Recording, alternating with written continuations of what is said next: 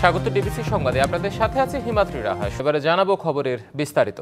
পবিত্র ঈদ উল ফিতর উদযাপনের জন্য প্রস্তুত দেশ, প্রস্তুত জাতীয় ঈদগাহ। প্রধান জামাতে থাকছে 5 স্তরের নিরাপত্তা ব্যবস্থা। এছাড়া কোনো ধরনের অপ্রীতিকর পরিস্থিতি সৃষ্টি হলে তা রুখতে প্রস্তুত আইনশৃঙ্খলা বাহিনী। সকালে জাতীয় ঈদগাহের নিরাপত্তা ব্যবস্থা পরিদর্শন শেষে এসব কথা জানান স্বরাষ্ট্র উপদেষ্টা সহ ডিএমপি কমিশনার ও র্যাব মহাপরিচালক। ৩৫,০০০ মানুষের অংশগ্রহণে ঈদ উল ফিতরের প্রধান জামাতের জন্য প্রস্তুত রাজধানীর জাতীয় ঈদগাহ। জাতীয় ঈদগাহের নামাজ আদায় করবেন রাষ্ট্রপতি, প্রধান উপদেষ্টা সহ বিশিষ্টজনেরা। সকাল 8:30টায় হবে ঈদের প্রধান জামাত। সকালে ঈদগাহ প্রস্তুতি ও নিরাপত্তা পর্যবেক্ষণে আসেন ডিএমপি কমিশনার। জাতীয় ঈদগাহ ময়দানে নেওয়া হয়েছে 5 স্তরের নিরাপত্তা ব্যবস্থা।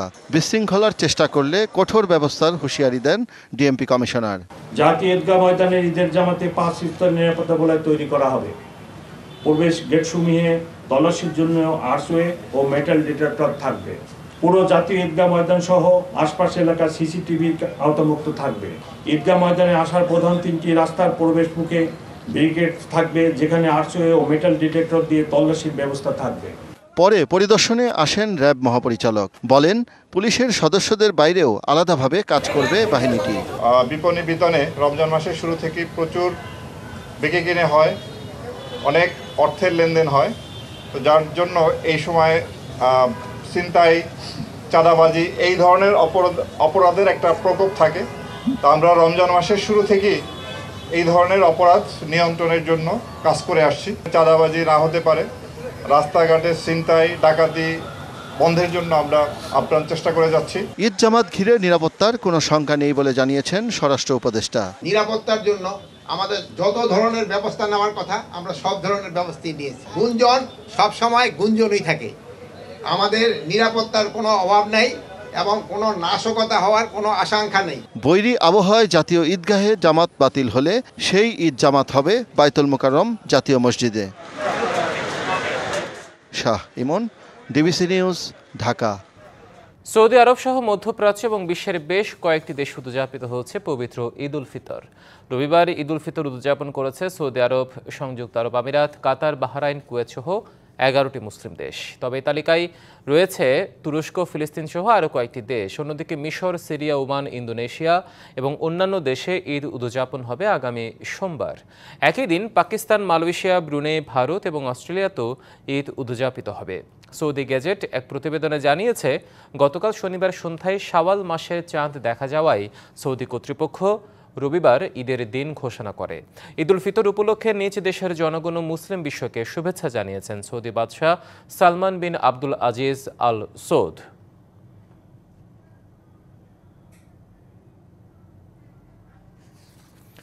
সৌদি আরব ও মধ্যপ্রাচ্যের সাথে মিল রেখে দেশের অনেক জায়গায় উদযাপিত হচ্ছে ঈদ উল ফিতর। ঈদের নামাজ আদায়ের পর মুসলিম উম্মার শান্তি কামনায় মোনাজাত করা হয়। জামাত শেষে একে অপরে কোলাকুলি করে আনন্দ ভাগাভাগি করে নেন। মুসল্লিরা জানান, মূলত বিশ্বের যে কোনো স্থানে প্রথম চাঁদ দেখা যাওয়ার ভিত্তিতে ঈদ উল ফিতর উদযাপন করছেন তারা। আজ সৌদি আরব সহ অনেক দেশে উদযাপন করা হচ্ছে ঈদ উল ফিতর। মিল রেখে দেশের অনেক জায়গায় চলছে ঈদ উৎসব। চাঁদপুরের 40টি গ্রামে পালিত হচ্ছে ঈদ উল ফিতর। হাজীগঞ্জ উপজেলার শারদা দরবার শরীফ সংলগ্ন ঈদগাহ মাঠে সকাল 9টায় ঈদের প্রথম জামাত হয়। তাদের যে চন্দ্রতা মাসের যে ইয়াগুলো, এতে দেখা যায় যে 29 চাঁদে এটা 30 এতে কারণে ওনারাও ঈদ করে, আমরা করি। বাস সৌদি আরবের সাথে ঈদ করি না, আমরা হচ্ছে হানাফি মাযহাবের চূড়ান্ত সিদ্ধান্ত ফিখের মাসালা অনুযায়ী সুমুলি রুইয়াতি অফতুলি রুইয়াতি, বিশ্বের কোথাও যদি চাঁদ দেখা যায় সে খবর অনুযায়ী আমরা ঈদ রোজা পালন করে থাকি।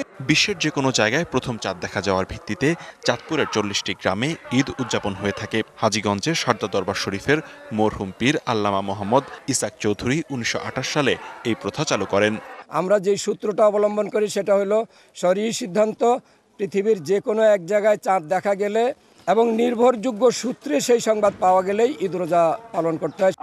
মাদারীপুরের 25টি গ্রামে চলছে ঈদ উৎসব। সদর উপজেলার চরকালিকাপুর সরকারি প্রাথমিক বিদ্যালয় মাঠে সকাল 9টায় ঈদের প্রধান জামাত অনুষ্ঠিত হয়। আজকে ভালো একটা সুন্দর পরিবেশে আমরা নামাজ আদায় করলাম। আল্লাহ পাক আমাদের উপরে রহমত নাজিল করুক। অনেক বছর ধরে কইলে আসতেছি, আর ইনশাআল্লাহ আগামীতে যে কদিন বাঁচায় এই কদিন আমরা এইটা করেই যাব। শরীয়তপুরের সুরেশ্বর দরবার শরীফে নামাজ শেষে বিশ্ব উম্মার জন্য শান্তি কামনা করেন দরবার শরীফের ভক্ত অনুরাগী মুসল্লিরা। ফরিদপুরে 14টি গ্রামে উদযাপন হচ্ছে ঈদ। কয়েকটি মসজিদে 11টা পর্যন্ত চলে ঈদের জামাত। পটুয়াখালীতে 27 গ্রামে ঈদ উল ফিতর উদযাপিত হচ্ছে। সকাল 9টায় সদর উপজেলার বদরপুর দরবার শরীফের মসজিদে প্রধান জামাত অনুষ্ঠিত হয়। চাঁদ যে জায়গায় দেখা যাবে সে জায়গা থেকেই আমরা এটা পালন করি। ভালো লাগতেছে ঈদের নামাজ পড়ে, ঈদের জামা পরে, পাগড়ি পরে। এছাড়া দিনাজপুর, বরিশাল, সাতক্ষীরা, মৌলভীবাজার, নোয়াখালী সহ দেশের বিভিন্ন এলাকায় সৌদি আরবের সাথে মিল রেখে ঈদ উদযাপিত হচ্ছে। লিখনকান্তি ভৌমিক, ডিবিসি নিউজ ডেস্ক। দর্শক, রাজধানী ফরেন সার্ভিস একাডেমিতে প্রধান উপদেষ্টার চীন সফর নিয়ে এই মুহূর্তে ব্রিফিং চলছে। আমরা সরাসরি এখন যুক্ত হব সেখানে। একটা অত্যন্ত শক্তিশালী পাটাতনের দাঁড় করিয়ে দিয়েছেন আমাদের এই দুই দেশের শীর্ষ দুই নেতা। এ বিষয়ে আমি দুটো প্রধান স্তম্ভের কথা বলবো। প্রথম স্তম্ভ হচ্ছে পানি সম্পদ এবং দ্বিতীয়টি হচ্ছে শিল্পায়ন। আমরা নদীমাতৃক দেশ এবং আমাদের জীবনযাত্রা পানির ওপর বহুলাংশে নির্ভরশীল।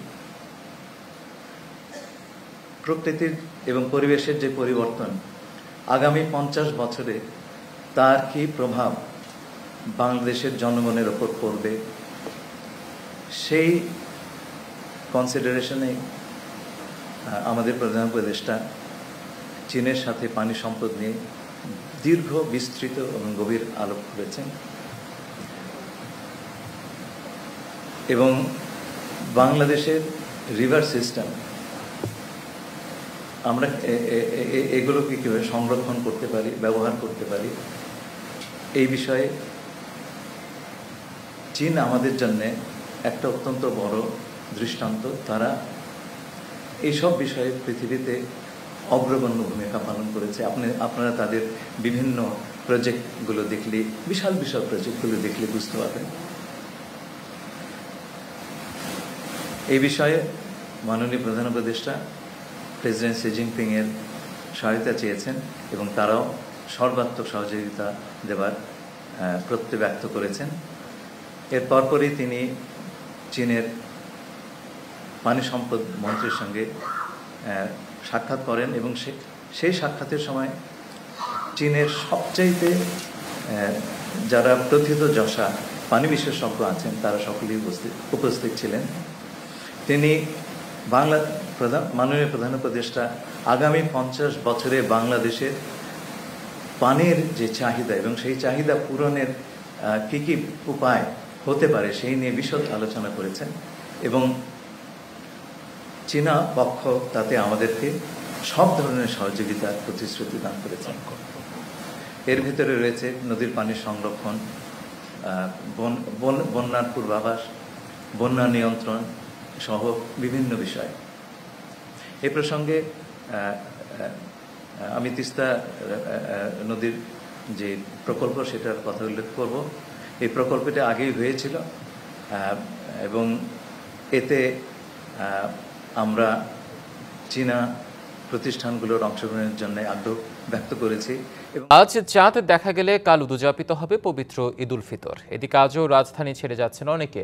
লম্বা ছুটির কারণে এবারের ঈদ যাত্রা ছিল অনেকটাই স্বস্তির, তবে আজও ট্রেনে, বাস ও লঞ্চে ছিল ভিড়। এদিকে এবারের ঈদ যাত্রায় কোনো টিকিট কালোবাজারি হয়নি বলে দাবি করেছেন স্বরাষ্ট্র উপদেষ্টা। ঈদ যাত্রার শেষ দিনেও রাজধানীর বাস টার্মিনালগুলোতে ছিল যাত্রীদের বাড়তি চাপ। ভোরের আলো ফোটার সঙ্গে সঙ্গে শেকড়ের টানে জনস্রোতের মোহনা থেকে বাস টার্মিনালগুলোতে, কিন্তু টিকিট কেটে গাড়ির জন্য অপেক্ষা করতে হয়েছে ঘন্টার পর ঘন্টা। ত্যক্ত বিরক্ত হয়েছেন অনেকেই।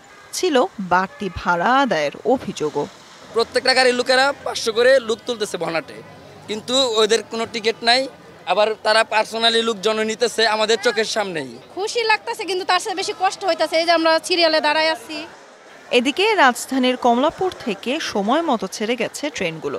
যাত্রীর চাপ থাকলেও ভোগান্তি ছিল না। নির্বিঘ্নে ঈদ যাত্রা করতে পেরে স্বস্তি প্রকাশ করেন অনেকেই। এইবার ইনশাল্লাহ নিয়মকানুন ভালো দেখলাম, কারণ ওই যে সিরিয়াল ধরে ঢুকাচ্ছে, এমনি কোনো এলোমেলো নাই এবং সাধারণ লোক নিচ্ছে না। সিট পায় অনেক খুশি, বাচ্চা করে নিয়ে সুন্দর মতো যাইতে পারতেছি।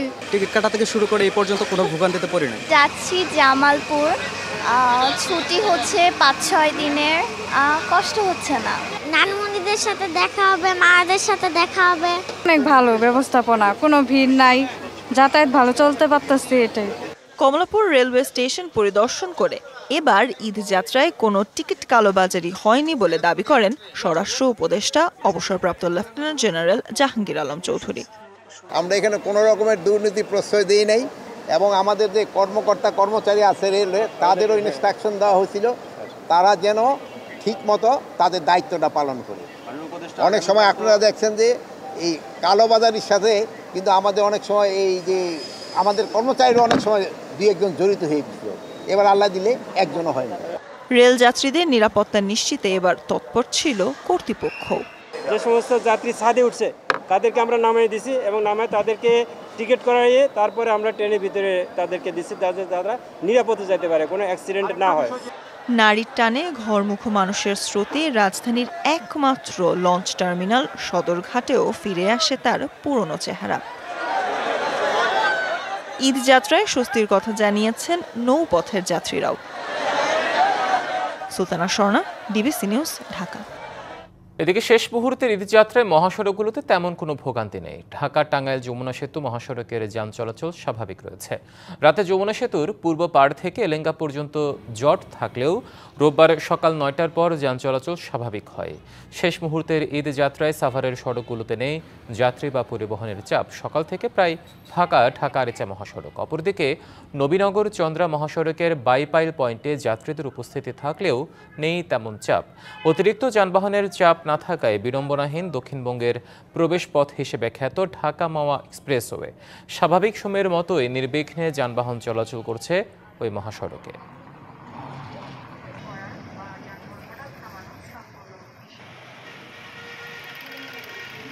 কোনো কারণে নির্বাচন পেছানোর ফল ভালো হবে না বলে মন্তব্য করেছেন বিএনপি মহাসচিব মির্জা ফখরুল ইসলাম আলমগীর। নির্বাচনের রোডম্যাপ না দেয়া এই সরকারের রাজনৈতিক অনভিজ্ঞতা এমন অভিযোগ করে মির্জা ফখরুল বলেন, সুনির্দিষ্ট রোডম্যাপ দিলে অনেক সংকট কেটে যাবে। সংস্কারের কথা বলে কিছু মহল নির্বাচন পিছিয়ে দিতে চায় বলেও অভিযোগ করেন তিনি। সকালে গুলশানে বিএনপি চেয়ারপারসনের কার্যালয়ে সাংবাদিকদের সাথে মতবিনিময় করেন বিএনপি মহাসচিব।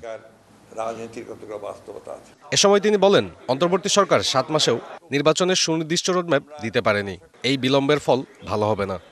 সুনির্দিষ্ট রোডম্যাপ না দেওয়াটা এটা ওনাদের কিছুটা, I am sorry to say, এটা আমাদের রাজনৈতিক অনভিজ্ঞতা থেকে আসছে। কারণ এই সুনির্দিষ্ট রোডম্যাপ দিলেই কিন্তু আপনার রাজনৈতিক সংকটগুলো যেগুলো আছে সেগুলো কিন্তু অনেকাংশে কমে যাবে। রাজনৈতিক দলগুলো আপনার নির্বাচনের দিকে ঝুঁকে যাবে, তারা ওই দিকে ঝুঁকে পড়বে। অন্যান্য বিষয়গুলো যেগুলো আপনার তৈরি হচ্ছে সেগুলো তারা কম তৈরি হবে। সংস্কারের কারণে নির্বাচন পেছানো অযৌক্তিক জানিয়ে বিএনপি মহাসচিব আরও বলেন, নিজেদের স্বার্থে কিছু কিছু মহল নির্বাচন পিছিয়ে দিতে চান। আমার কাছে ফর দ্য ফার্স্ট টাইম কয়েকদিন ঘটনা থেকে মনে হয়েছে যে দেয়ার ইজ এ টেন্ডেন্সি, একটা প্রবণতা আছে নির্বাচনকে পিছিয়ে দেওয়ার। এটা একটা কনসিয়াসলি কিছু কিছু মহল তারা নির্বাচনকে পিছিয়ে দিতে চান। তাদের নিজেদের স্বার্থ থাকতে পারে, বিভিন্ন সমস্যা থাকতে পারে, সেই কারণে তারা এটা করতে চান, কিছুটা পিছিয়ে দেওয়ার জন্য নির্বাচনকে পিছিয়ে। সংস্কারের কারণে পেছানোর আমি কোনো যৌক্তিক কারণ খুঁজে পাই না। কারণ সংস্কারের মতো চলবে, আপনার নির্বাচনের মতো চলবে। প্রধান উপদেষ্টা চীন সফর প্রসঙ্গে বিএনপি মহাসচিব বলেন, ভূ রাজনৈতিকভাবে চীনের সাথে বাংলাদেশের সুসম্পর্ক জরুরি। ভূ রাজনৈতিকভাবে চীনের সঙ্গে সম্পর্ক তৈরি করা এটা আমাদের খুব প্রয়োজন। সাব্বির রোজ, ডিবিসি নিউজ, ঢাকা। ভোগের চিত্র তুলে ধরতে এখন আমাদের সাথে যুক্ত হচ্ছেন সহকর্মী রাকিব হোসেন। রাকিব, এই যে দীর্ঘদিনের ভোগান্তি, তা নিয়ে এলাকাবাসীর প্রতিক্রিয়া কি আর সংশ্লিষ্ট কর্তৃপক্ষ যারা আছে তাদের নজরে আছে কিনা এই দুর্ভোগের চিত্র? আপনাকে ধন্যবাদ। ঢাকা দক্ষিণ সিটি কর্পোরেশনের ৪ নং ওয়ার্ড হচ্ছে বাসাবো এলাকায়। এই এলাকায় কিন্তু হচ্ছে গত প্রায় ১০ বছর ধরে তেমন কোনো উন্নয়ন হয়নি, তবে কিছুটা মেরামত হয়েছে। তবে এই যে আপনাকে একটা বিষয় একটু জানিয়ে রাখি, বাসাবোর যে মূল সড়কটি বাসাবো থেকে নন্দীপাড়া ব্রিজ পর্যন্ত এটা পুরোটাই খানাখন্দে ভরা, এবং আশপাশের যেসব সড়ক রয়েছে বেশিরভাগই কিন্তু খানাখন্দে ভরা। এই খানাখন্দের মধ্যে দিয়ে কিন্তু ভোগান্তি নিয়েই কিন্তু এই স্থানীয়দের আসলে চলাচল করতে হচ্ছে। তাদের এক ধরনের ক্ষোভ রয়েছে যে হচ্ছে যে বারবার হচ্ছে তাদের বিগত সময়ে যারা এখানে জনপ্রতিনিধি ছিলেন তাদেরকে বলার পরও কিন্তু কোনো ধরনের আসলে সংস্কারের কাজ করেনি। অনেক গলি রয়েছে যেগুলো আসলে সরু গলি, প্রশস্ত করা দরকার। সব কিছু মিলিয়ে এই এলাকার মানুষ যানজটও রয়েছে, অনেকটা ভোগান্তির মধ্য দিয়ে আসলে চলাচল করছে। এখানে স্থানীয় যারা বাসিন্দা রয়েছেন এবং বিএনপি রাজনীতি যারা করছেন তাদের সঙ্গে আমরা একটু কথা বলবো এবং জানার চেষ্টা করব আসলে কেন সংস্কার হয়নি এবং কেন এখন অবস্থার মধ্যে এই সিটি কর্পোরেশনের ৪ নং ওয়ার্ডটি রয়েছে। এখানে আছেন জনপ্রতিনিধি বিএনপির, ওনার সঙ্গে একটু কথা বলবো। একটু যদি বলেন আপনি যে আসলে এখানের যে খানাখন্দের যে বিষয়গুলো রয়েছে এগুলো আসলে সংস্কার কেন হয়নি, মানুষের অনেকটা দুর্ভোগ আমরা দেখতে পাচ্ছি, এই বিষয়ে আসলে যদি আপনি একটু বলেন। বিসমিল্লাহির রহমানির রহিম। আমার প্রিয় এলাকাবাসী, আপনারা জানেন বাসাবো মাদার থেকে জনগণের ভোটে আমি নির্বাচিত। আপনিই আমরা নির্বাচিত করেছেন 2002 থেকে 2020 পর্যন্ত। তো যাই হোক, আমার আমলটার কথা বলবো যে আমি যে মানে এই এলাকায় উন্নয়ন কাজ করেছি, কিন্তু আমি কোনো ঠিকাদার কাছ থেকে কমিশন নেই নাই, কমিশন নেই নাই। আর ব্যারিস্টার তাপস কমিশনার নিত আর এর কমিশনারও নিত, যার জন্য কাজগুলি সঠিকভাবে হয় নাই, যার জন্য এই খানা দেখতেছেন। আরেকটা প্রশ্ন কি বললেন? এই যে এই সংস্কারের বিষয়ে আসলে কি উদ্যোগ নেওয়া হবে সামনে? আর কি এই সরকার আসার পর, নিরপেক্ষ আসার পর আমি মিনিমাম 5 থেকে 7 বার জোনাল অফিসে গেছি, তিলপাপাড়া 2 থেকে 3 বার নগর ভবনে গেছি, এই এলাকা সম্বন্ধে জানাইছি চিফ ইঞ্জিনিয়ারে, সুপার ইঞ্জিনিয়ারে। তারপর এখানে আছে আমাদের এক্সিকিউটিভ ইঞ্জিনিয়ার। তারা বলছে যে আমরা দেখতেছি, করতেছি, এটা টেন্ডার হয়েছে, মানে আশ্বাসও মিলছে না। আশ্বাস ওনারা বলছে, বিশ্বাস করে আমি এসে আর রাস্তা বড়র কথা যে বলতেছেন, আমার নেতা জননেতা মির্জা আব্বাস যখন উনি মেয়র, তখনও রাস্তা বড় করার প্রক্রিয়া চলছিল। উনি হিসাব করে দেখে এই টাকা মানে বিএনপি গভর্নমেন্টের কাছে নাই। তারপর উনি পূর্তমন্ত্রী হইল, তারপর আমরা বলার পর উনি বলে যে আমার এলাকার লোকজন সরকারি জায়গা যাদের মধ্যে আছে। দর্শক, রাজধানীর বাসাবো এলাকার আমরা দুর্ভোগের চিত্র তুলে ধরছিলাম সহকর্মী রাকিব হোসেনের মাধ্যমে। ঈদুল ফিতর উপলক্ষে চলছে শেষ মুহূর্তের কেনাকাটা। এই মুহূর্তে সিলেটের জিন্দাবাজার থেকে আমাদের সাথে সরাসরি যুক্ত হবেন সহকর্মী প্রত্যুষ তালুকদার। প্রত্যুষ, আছে চাঁদ দেখা গেলে কিন্তু কাল ঈদুল ফিতর, এই শেষ মুহূর্তের কেনাকাটা সেখানে কেমন দেখছেন সিলেটবাসীর? আমি এখন রয়েছি নগরীর জিন্দাবাজার এলাকায়। তো জিন্দাবাজার এলাকার চিত্র নিশ্চয়ই আপনারা দেখতে পাচ্ছেন। আমার পেছনে একটি মার্কেটে কিন্তু মানুষজন আনাগোনা করছেন এবং সেটি কিন্তু সকাল থেকেই শুরু হয়ে গেছে। তো এরকম জিন্দাবাজার সহ সিলেটের অন্যান্য যে সকল এলাকা রয়েছে, নয়া সড়ক, কুমারপাড়া, আম্বরখানা সহ বন্দর বাজার সহ বিভিন্ন, সেখানে কিন্তু এরকম ভিড় লক্ষ্য করা যাচ্ছে। যদিও মূল ভিড় যেটি, জনস্রোত যেটি, সেটি কিন্তু বিকেল থেকে হয়, অর্থাৎ ইফতারের পরের সময়টুকু থেকে। এর মাঝে কিন্তু একটি মাস, ব্যস্ততম একটি মাস পার করেছে সিলেটের মার্কেট পাড়া যেটি, সেখানে কিন্তু আসলে প্রতিদিনই একেবারে সন্ধ্যে থেকে বা দিনের বেলা থেকেও বলা যায় যে একদম সেহরির আগ মুহূর্ত পর্যন্ত এ সকল বিপণী বিতানে কিন্তু তিল ধারণের ঠাঁই ছিল না। মানুষজন অনেকেই কিন্তু এর মধ্যে দূরের যারা ছিলেন তারা কিন্তু বাড়ি চলে গেছেন মার্কেটিং সেরে। এখন আশেপাশের যারা রয়েছেন তারাও কিন্তু মার্কেটিং করছেন। তারপরেও কিন্তু অনেক ব্যস্ততা, বিশেষ করে বিভিন্ন পোশাক আশাকের পাশাপাশি জুতার দোকানগুলোতেও কিন্তু অনেক ভিড়। তো সব কিছু মিলিয়ে দেখা যাচ্ছে যে সাধারণ মানুষের যে আনাগোনা যে ঈদ উৎসব যে আনন্দময় করার যে প্রস্তুতি সেটি কিন্তু আসলে ব্যস্ততম সময় কাটছে। তো বিক্রেতা আপনারা আসলে এই যে একটা শেষ পর্যায়ে চলে এসেছে, কেমন বিক্রি হচ্ছে বা কেমন ছিল ঈদের বাজারটি? আজকের হিসাবে মোটামুটি অনেক ভালো, হালকা কাস্টমার নেওয়ার কাস্টমার এরা অনেক ভালো। আজকের কাস্টমার আজকের জন্য অনেকটাই সুবিধা। হালকা পাতলা কাস্টমার যারাই আসতেছে ওরাই কিনতেছে। লাস্ট সময় তো এই সময়টা সবাই কেনাকাটা অনেকটাই ব্যস্ততা থাকে। পুরোটা মাস আসলে কেমন গেল আপনাদের পুরো সময়টা? হ্যাঁ ভালোই গেছে, হ্যাঁ হ্যাঁ ভালোই গেছে, হ্যাঁ হ্যাঁ হ্যাঁ হ্যাঁ সন্তুষ্টজনক হয়েছে। ধন্যবাদ আপনাকে। নিশ্চয় শুনছিলেন বিক্রেতারা বলছেন যে আজকেও কিন্তু আসলে ভালো পরিমাণ বিক্রির তারা আশা করছেন। এর পাশাপাশি পুরো মাসের যে ঈদ বাজারের পরিস্থিতি সেটি কিন্তু সন্তোষজনক ছিল। এবং আরেকটি বিষয় বলতে চাই, এবার আসলে আমরা লক্ষ্য করেছি বিশেষ করে প্রশাসনের তৎপরতা ছিল, যে কারণে আসলে ছিনতাই সহ অন্যান্য যে সকল ঘটনা সেগুলো কিন্তু অনেকটা নিয়ন্ত্রিত ছিল, খুব একটা ছিল না বলা চলে। তো এই ছিল সিলেটের ঈদ বাজারের কেনাকাটার খবরাখবর। প্রত্যুষ আপনাকে ধন্যবাদ আমাদের সাথে যুক্ত হওয়ার জন্য। প্রতি বছরই ঈদের ছুটিতে প্রকৃতি কন্যা সিলেটে নামে পর্যটকের ঢল। এবারের ঈদে ভ্রমণ পিপাসুদের আগমন নিয়ে কিছুর উদ্বেগ থাকলেও আশার কথা বলছেন সংশ্লিষ্টরা। পর্যাপ্ত নিরাপত্তা ব্যবস্থা নেওয়ার কথা জানিয়েছে প্রশাসনও। দেশের বিভিন্ন প্রান্তের পর্যটকদের পছন্দের শীর্ষে সিলেটের জাফলং, সাদা পাথর, বিছনাকান্দি, রাতারগুল, লালাখাল ও চা বাগান। অবসর পেলেই পাহাড় আর ঝর্ণা দেখতে ভিড় জমান ভ্রমণ পিপাসুরা। গেল কয়েক বছর বন্যা ও রাজনৈতিক অস্থিরতার কারণে সিলেটের পর্যটন খাত অনেকটাই স্থবির। এতে ক্ষতির মুখে ব্যবসায়ীরা। সিলেট বেশি ডোমেস্টিক পর্যটক আসতো প্রতি বন্ধের সময়, বিশেষ করে ঈদের সময়। এবার কিন্তু আমার মনে হচ্ছে যে আগের মতো হবে না। এবার সেই ক্ষতি কাটিয়ে ওঠার আশা করলেও আইন শৃঙ্খলা পরিস্থিতি নিয়ে রয়েছে উদ্বেগ। তবে পর্যটকদের নিরাপত্তায় প্রতিটি স্পটে থাকছে বাড়তি নিরাপত্তা ব্যবস্থা। পয়েন্টঘাট, কোম্পানিগঞ্জ, জৈন্তাপুর, কানাইঘাট এই সমস্ত এলাকাগুলোতে পর্যটকদের ভিড় থাকে লক্ষণীয়। সে বিষয়টি মাথায় রেখে ঈদে এমনিতেও আমাদের নিরাপত্তা পরিকল্পনা থাকে, পাশাপাশি পর্যটনগুলোর জন্য বাড়তি নিরাপত্তা থাকে। প্রস্তুতি সম্পন্ন করেছে জেলা প্রশাসনও। পর্যটকদের থাকা খাওয়া সহ নিরাপদে যাতায়াতের বিষয়ে সব জিনিস নিয়ে আমরা আলোচনা করেছি। নিরাপত্তার সাথে পর্যটন স্থানে ভ্রমণ করতে পারেন সেজন্য আমাদের পর্যটন পুলিশ সহ জেলা পুলিশ প্রয়োজনীয় ব্যবস্থাপনা রাখবে। এবছর ঈদের ছুটিতে 8 লাখের বেশি পর্যটকের আগমন প্রত্যাশা করছে সিলেট। বছরের বিভিন্ন সময় সিলেটের বৈচিত্র্যময় রূপ দেখতে দেশি পর্যটকের পাশাপাশি বিদেশি পর্যটকরাও সিলেটে আসছেন, যেটি সম্ভাবনার বড় দিগন্ত উন্মোচন করছে। আর এই সম্ভাবনাকে কাজে লাগাতে সংশ্লিষ্টরা বলছেন প্রয়োজন সরকারি এবং বেসরকারি বিভিন্ন উদ্যোগের সমন্বয় সাধন। পাশাপাশি পর্যটকরা সিলেটে আসা, থাকা এবং যাওয়া পর্যন্ত সব ধরনের সুযোগ সুবিধা নিশ্চিতে আরও কার্যকর ব্যবস্থা নেওয়া প্রয়োজন। তবেই পর্যটন নির্ভর অর্থনীতি সমৃদ্ধির পাশাপাশি বাড়বে দেশি বিদেশি বিনিয়োগ। প্রত্যুষ তালুকদার, ডিবিসি নিউজ, সিলেট।